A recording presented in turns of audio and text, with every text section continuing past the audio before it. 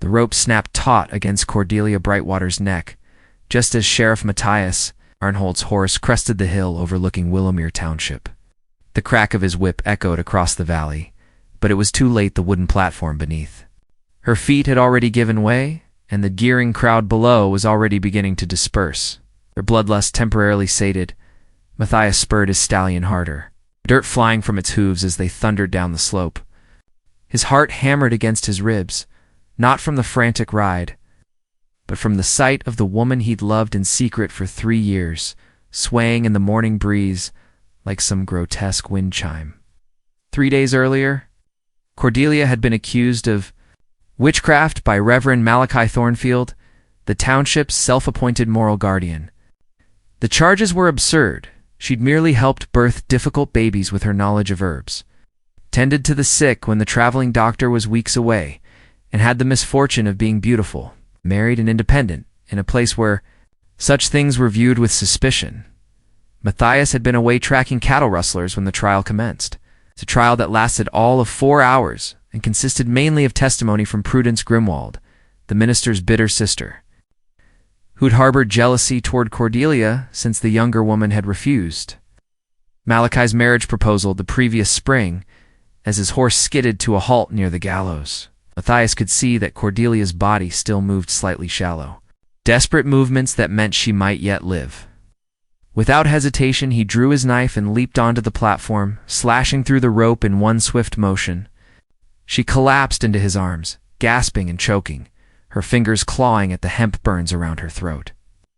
"You're safe now," he whispered, though they both knew it was a lie. The crowd had noticed her survival, and their voices were rising again. Ugly and demanding, Reverend Thornfield pushed through the gathered townspeople, his gaunt face twisted with righteous fury. "Sheriff Ironhold, you've interfered with divine justice. This which must hang until dead, as decreed by Matthias, stood, slowly, his hand resting on his pistol. The only decree I recognize comes from the territorial governor, and last I checked, you ain't him, Reverend." The crowd muttered and shifted, but none dared challenge a man who'd survived 3 years, keeping peace in the wildest territory of the frontier. Matthias had killed 16 men in the line of duty, and his reputation for swift, brutal justice was known from here to the Mississippi. "She bewitched you, too." Prudence shrieked from somewhere in the crowd. "Look how he protects. Her, the devil's whore, has claimed another soul." Matthias's jaw tightened. He'd heard enough. Scooping Cordelia into his arms, she was lighter than he'd expected. Weakened by 3 days in the township jail, he carried her toward his horse. "This isn't over," Thornfield called after them. "The Lord's work cannot be stopped by one man's foolishness."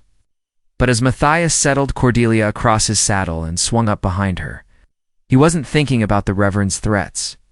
He was thinking about the way her body felt pressed against his, the way her hair smelled like lavender despite her ordeal, and the impossible fact that she was alive when he'd been certain he'd lost her forever. The abandoned trapper's cabin sat 3 miles north of Willowmere, hidden in a grove of ancient oaks that had weathered countless storms. Matthias had discovered it during his first winter as sheriff, and he'd kept it stocked with supplies for emergencies. This qualified as the biggest emergency of his life. Cordelia hadn't spoken during the ride, her body trembling against his chest as they'd navigated the winding forest paths. Now, as he carried her across the threshold, she finally found her voice. "Why?" The word came out as barely more than a croak, her throat still raw from the noose. Matthias set her gently on the cabin's single bed, then busied himself lighting the oil lamp and stoking the cold fireplace. "Because hanging innocent women ain't justice, it's murder. That's not what I meant." She struggled to sit up, wincing as her movement pulled at the rope burns. "You could have let me die and avoided all this trouble. Why risk everything for someone like me?" He paused in his fire building, his broad shoulders tensing. Someone like Hershey meant someone the town had branded a witch, someone who existed on the fringes of their small society. She didn't know that he'd watched her from afar for years, that he'd found excuses to patrol the areas near her cottage, just to catch glimpses of her tending her garden or hanging laundry on the line. Maybe I'm tired of watching good people get destroyed by small minds, he said finally, not turning around. Cordelia studied his profile in the flickering lamplight. Matthias Ironhold was not a handsome man in the conventional sense. His face was too weathered, his nose slightly crooked from an old break, his jaw scarred from a knife fight in his younger days. But there was something solid about him, something utterly reliable that she'd never encountered in other men. They'll come after you now, she said softly. Thornfield won't let this stand. He's been building power in this territory for years. He's turning the settlements against anyone who doesn't bow to his interpretation of Scripture. Matthias finally faced her, and she saw something fierce burning in his dark eyes. Let him come. I've been dealing with bullies since I was knee-high to a grasshopper. He moved closer, kneeling beside the bed to examine her injuries. His fingers were surprisingly gentle as they traced the rope burns, and Cordelia felt her breath catch. She'd been touched by men before, examined by the doctor, handled roughly by the deputies who'd arrested her, but this was different. This touch held reverence, as if she were something precious rather than something corrupted.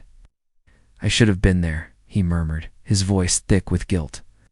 Should have been in town instead of chasing shadows in the hills. You couldn't have known. I should have known. Should have seen what Thornfield was planning. His hand stilled on her throat. Should have told you years ago that he stopped himself. But Cordelia heard the unfinished words hanging in the air between them.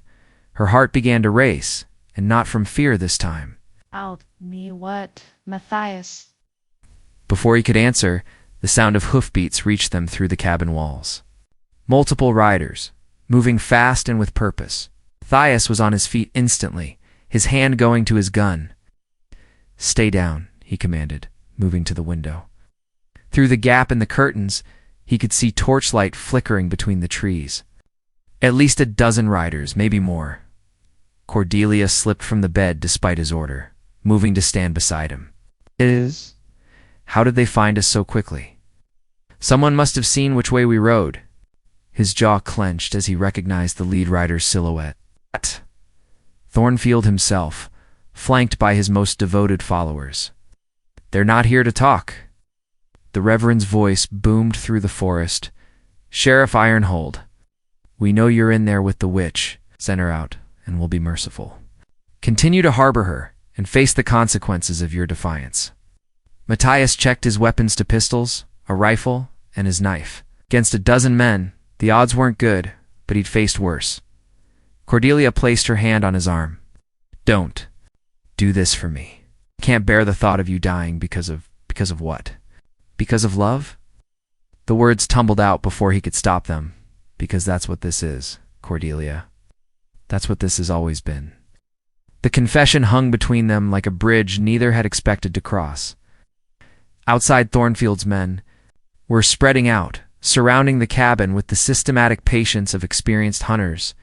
Inside, Cordelia stared at Matthias as if seeing him for the first time. Love, she whispered, her damaged voice making the words sound both fragile and fierce. Matthias holstered his pistol and cupped her face in his calloused hands. 3 years I've been watching you, wanting you, telling myself I had no right to someone so far above me. 3 years of riding past your cottage, hoping to see you, cursing myself for being a coward. Tears spilled down her cheeks. Above you. Matthias, they just tried to hang me as a witch. I'm a woman with no family, no prospects, no protection. You're the law in this territory. You're the most remarkable woman I've ever known. You heal the sick, birth babies, comfort the grieving, read books and know things about plants and stars that amaze me. You're kind and brave and beautiful. And his words were cut off as she pressed her lips to his, desperate and clumsy and perfect. The kiss tasted of fear and hope and 3 years of unspoken longing. When they broke apart, both were breathing hard. I used to watch for you too, she admitted, from my kitchen window. I'd time my chores so I'd be outside when you rode patrol. I thought you were just being thorough, checking on all the citizens. I was being thorough, thoroughly besotted. Another shout from outside broke the spell. Your time is running short, Sheriff. Send out the witch or we'll burn you both out. Matthias moved back to the window. The circle of torches had tightened, and he could see men with rifles taking. Positions behind trees? Thornfield had come prepared for a siege. There's a root cellar behind the cabin, he told Cordelia. Hidden under a pile of old lumber? You can know. Her voice was stronger now, some of the hoarseness fading. I won't hide while you face them alone. This isn't your fight anymore. It's mine. It became my fight the moment they put that rope around my neck. And it became our fight the moment you kissed me back. She picked up his spare pistol, checking the chamber with practiced ease that surprised him. My father taught me to shoot before he died. I'm not helpless, Matthias. Wanted to argue, to protect her, to keep her safe from what was coming. But the determined set of her jaw and the steady way she held the weapon told him that Cordelia Brightwater had been fighting her own battles long before he'd arrived to save her. Thornfield won't negotiate, he said. He can't afford to. If word gets out that he was wrong about you, that he nearly executed an innocent woman, his authority in this territory is finished. Then we don't give him the chance to be wrong. She moved to the back window, peering out at their pursuers. How many ways out of here are there? One. The front door. He joined her, assessing their situation with the cold calculation that had kept him alive this long. Bless. He was thinking of the old mine shaft about a quarter-mile north, hidden in the rocks above the cabin. It connected to a network of abandoned tunnels that honeycombed the hills. If they could reach it without being seen, they might be able to disappear long enough to even the odds. There's a possibility. It's dangerous as hell, but it might work. He outlined the plan quickly, watching her face for signs of fear. Instead, he saw excitement. When do we go? Before he could answer, the sound of breaking glass filled the cabin as a torch crashed through the front window, spreading flames across the wooden floor. Thornfield had grown tired of waiting.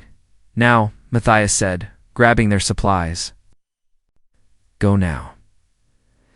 They slipped out the back window as smoke began to fill the cabin, moving low and fast through the underbrush. Behind them, shouts of discovery rose as the fire revealed their absence. The hunt had begun in earnest, but as they ran hand in hand through the moonlit forest, Cordelia felt something she hadn't experienced in years. Hope. Not just for survival, but for something more. Something that tasted like freedom and felt like love. The mine shaft entrance lay hidden behind a curtain of dead vines, invisible unless you knew exactly where to look. Matthias had discovered it 2 summers ago while tracking a wounded bear, and he'd filed the knowledge away with the dozens of other survival details that had kept him alive in hostile territory. They could hear the pursuit. Behind them, dogs barking, men shouting, the crash of underbrush as the search party spread through the forest. Thornfield had brought more than just his usual followers. Half the township seemed to be involved in the hunt. In here, Matthias whispered, pulling aside the vines.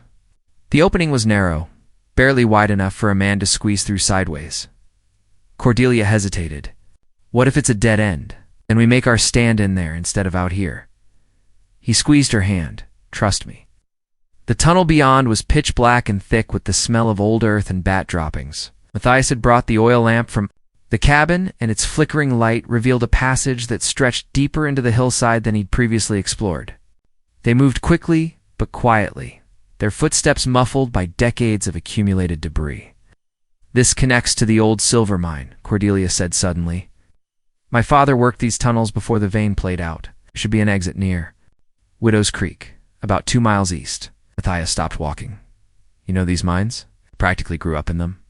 Papa used to bring me down here when I was small, before Mama convinced him it was too dangerous. She took the lamp from him, leading the way with newfound confidence.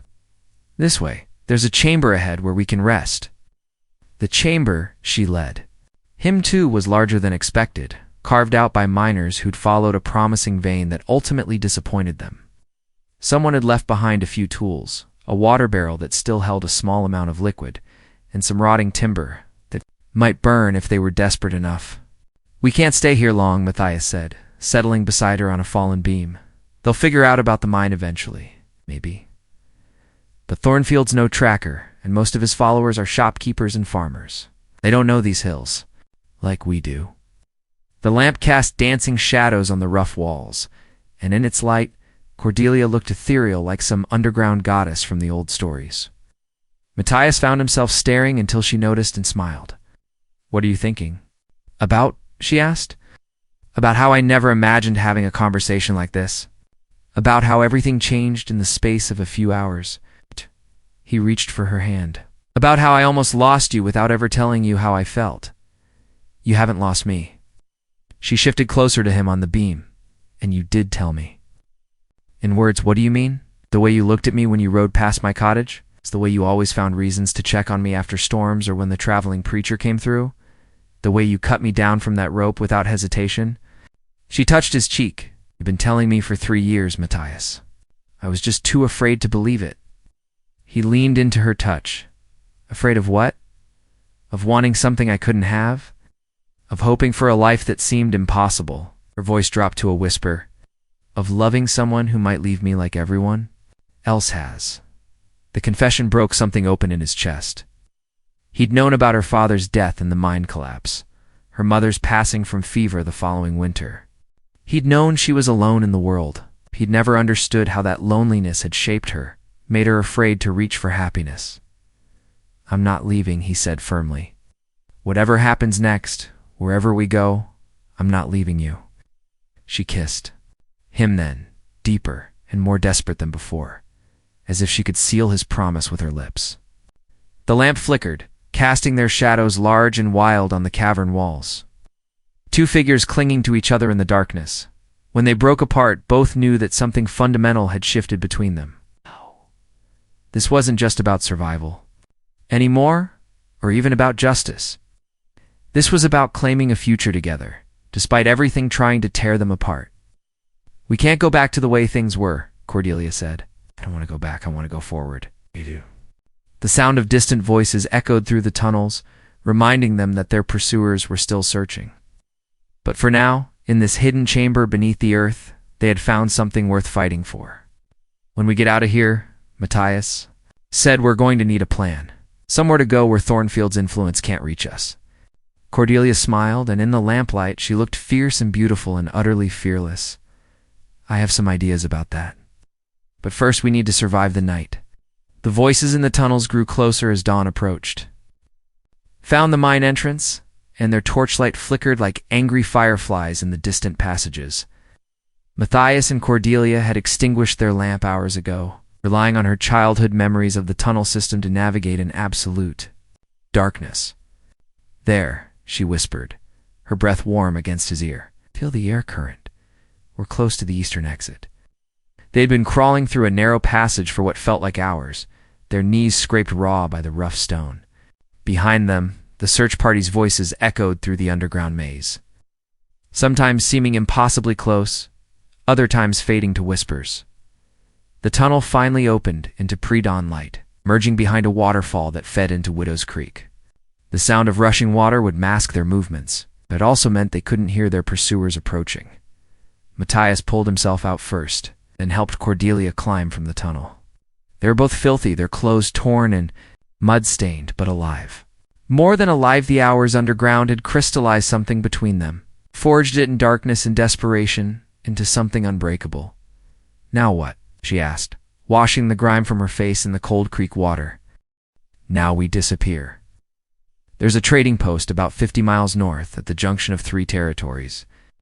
The owner's an old friend who doesn't ask questions about people's pasts." He studied her face in the growing light. "God. Cordelia, if we do this, there's no going back. We'll be fugitives. Outcasts." She laughed, and the sound was like music in the morning air. "I was already an outcast. They tried to hang me as a witch, remember? At least now I'll be an outcast with someone who loves me." The words still sent a shock through him every time she said it. Love. Such a simple word for something that felt. Earth-shaking, they heard horses splashing through the creek upstream. The search party had found their trail. Matthias grabbed Cordelia's hand, and they ran through the forest as the sun painted the eastern sky gold and crimson. They reached the old Indian trail that wound north through the mountains, just as their pursuers emerged from the tree line behind them. Shouts erupted as they were spotted, and rifle shots cracked through the morning air. This way. Matthias pulled her up a steep, rocky slope that would be impossible for horses to follow. They could hear Thornfield's voice booming orders below, organizing his men to continue the pursuit on foot at the crest of the ridge. They paused to catch their breath and assess their situation. The trading post was still 2 days' hard travel away, and they had no supplies, no food, no water beyond what they could find in streams. "We're not going to make it, are we?" Cordelia asked quietly. Matthias looked down at the small army pursuing, then back at the woman he'd fallen in love with. She deserved honesty. "Maybe not, but we're going to try." He touched her face gently. "And if we don't make it, at least we'll have had this. This morning, this feeling, this choice to love each other, despite everything." She stood on her toes and kissed him, soft and sweet and full of promises neither of them might live to keep. And they broke apart. Her eyes were shining with tears and determination. "Then let's give them a chase they'll never forget." They ran through the morning, hand in hand, their hearts beating in rhythm with their footsteps. Behind them, Thornfield's mob followed with the persistence of wolves. But ahead lay the possibility of freedom, of a life together beyond the reach, of small minds and smaller hearts. As they crested another hill, Matthias saw something that made him stop short. In the valley below, a column of blue-uniformed cavalry was making camp beside a creek. Federal marshals, judging by their standards and the official look of their equipment. "Cordelia," he said slowly, "I think our luck just changed." She followed. His gazing gasped. The cavalry meant law and order beyond Thornfield's influence. It meant the possibility of justice, of clearing her name, of starting over without running. "You think they'll help us?" Matthias smiled, and for the first time since this all began, he felt genuinely hopeful. "Let's find out." They began their descent toward the valley, toward the unknown soldiers who might be their salvation or their doom. But they went together, and that made all the difference. Colonel Marcus Stenbridge was a weathered man in his 50s who'd spent most of his career bringing order to lawless territories. When two bedraggled fugitives stumbled into his camp claiming sanctuary, his first instinct was suspicion. When he realized one of them was Sheriff Matthias Ironhold, whose reputation for honesty preceded him, that suspicion turned to interest. "Let me understand this correctly," the colonel said, pouring coffee for his unexpected guests. "Reverend Thornfield organized a vigilante trial and attempted execution without proper legal authority." Matthias nodded grimly. Cordelia was accused of witchcraft based on nothing but jealousy and superstition. The trial lasted for hours. No defense attorney, no real evidence beyond the word of bitter women. "And you, Sheriff, violated your oath by interfering with local justice?" "I violated my oath by letting it go as far as it did," Matthias replied firmly. "My job is to protect innocent people, not stand by while they're murdered by mobs." Colonel Stenbridge studied Cordelia, who sat quietly beside Matthias, her hand clasped in his. The rope burns on her neck told their own story, and he'd seen enough frontier justice to recognize its aftermath. "Miss Brightwater, what exactly were you accused of?" "Mealing the sick with herbal remedies, assisting at difficult births, reading books." Her voice was steady despite everything she'd endured. "In Reverend Thornfield's theology, those activities mark me as a servant of darkness." The colonel had encountered Thornfield's type before self-appointed moral crusaders who used religion to justify their hunger for power and control. They were a plague on the frontier, turning communities against each other with their extremist interpretations of Scripture. Commotion outside the tent interrupted his thoughts. Through the canvas, they could hear shouting voices and the thunder of approaching horses. Thornfield's mob had finally tracked them down. "Colonel Stenbridge," the Reverend's voice boomed across the camp, "we demand you turn over the fugitives you're harboring. The woman is a witch, condemned by righteous judgment, and the man is her accomplice in darkness." The colonel stepped outside, flanked by his sergeants. 26 years of military service had taught him how to project authority, and his voice carried the weight of federal law when he spoke. "Reverend Thornfield, I presume you're addressing a representative of the United States Army. Mind your tone." Thornfield rode closer, his gaunt face twisted with righteous fury. Behind him, 24 townspeople clutched weapons and torches, their faces ugly with mob mentality. "This is a matter of local justice, Colonel. You have no authority here." "Actually, I have complete authority here. This is federal territory, and you've just confessed to conducting an illegal execution without proper legal proceedings." The colonel's hand rested casually on his sidearm. "I'm placing you under arrest for attempted murder." The mob behind Thornfield shifted nervously. Facing an angry reverend was one thing. Facing trained cavalry was entirely different. "You can't protect them forever," Thornfield snarled. The righteous will shut their mouths before I have them shot for threatening federal officers." The colonel's patience had reached its limit. "Sergeant McKenna, escort these people back to town. Anyone who resists gets a night in our stockade." As the mob reluctantly dispersed under cavalry escort, Thornfield fixed his burning gaze on the tent where Matthias and Cordelia waited. "This isn't over," he called out. "Evil cannot triumph over righteousness forever." "Maybe not," the colonel replied calmly. "But stupidity can certainly be arrested by intelligence." Inside the tent, Cordelia had heard every word. When Matthias took her in his arms, she was trembling, not with fear, but with relief so overwhelming.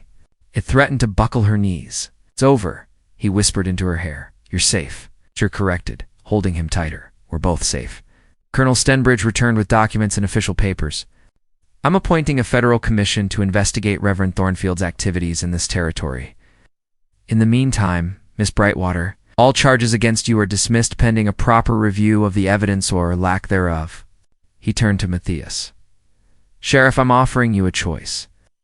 You can return to your position in Willowmere, though I suspect it might be, uncomfortable, given recent events.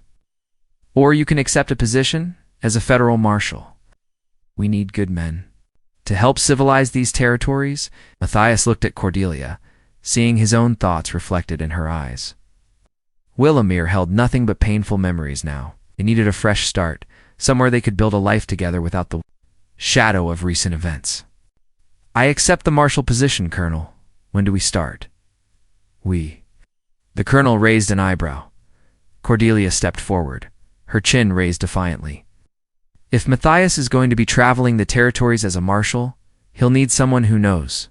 Herbal medicine, can assist with births and treat injuries. Someone who can read and write and keep records. Someone who isn't afraid of hard work or dangerous places." The colonel studied her for a long moment, then smiled. "Mrs. Ironhold, I presume?" "Not yet," Matthias said, dropping to one knee right. "They're in the military tent, but I'm hoping to remedy that situation. Cordelia Brightwater, will you marry me?" Her answer came through tears and laughter and a kiss that tasted like freedom. 6 months later, Federal Marshal Matthias Ironhold and his wife Cordelia stood on the porch of their small cabin in Copper Ridge, watching the sun set over the territorial mountains. The cabin sat at the edge of a growing town that welcomed settlers of all backgrounds, where a woman's knowledge of healing was valued rather than feared, and where justice was administered by law rather than superstition. Cordelia had become indispensable to the community, serving as midwife, healer, and teacher to children whose parents were too busy carving lives from the wilderness to provide formal education. Her reputation for wisdom and kindness had spread throughout the territory, earning her the respect that had been denied to her in Willowmere. Matthias had found his calling as a federal marshal, bringing order to lawless settlements and protecting innocent people from the kind of mob justice they'd narrowly escaped. His territory stretched across 3 states, and he was often gone for weeks at a time. But he always returned to Cordelia with stories of grateful families and communities, made safer by his presence. "Letter came for you today," Cordelia said, handing him an official envelope bearing the federal seal. Matthias opened it and read the contents twice before speaking. "Colonel Stenbridge says Thornfield's been defrocked. The church hierarchy investigated his activities and found him guilty of exceeding his authority and endangering innocent lives. He's been banished from organized ministry in the town, getting a new preacher, someone who believes in compassion over condemnation, apparently." He set the letter aside and pulled her closer. "Justice served, finally." Cordelia leaned against his chest, listening to the steady beat of his heart. "Do you ever wonder what would have happened if you'd arrived 5 minutes later that day?" every day. But then I remember that some things are meant to be, and some people are meant to find each other, no matter what obstacles stand in their way.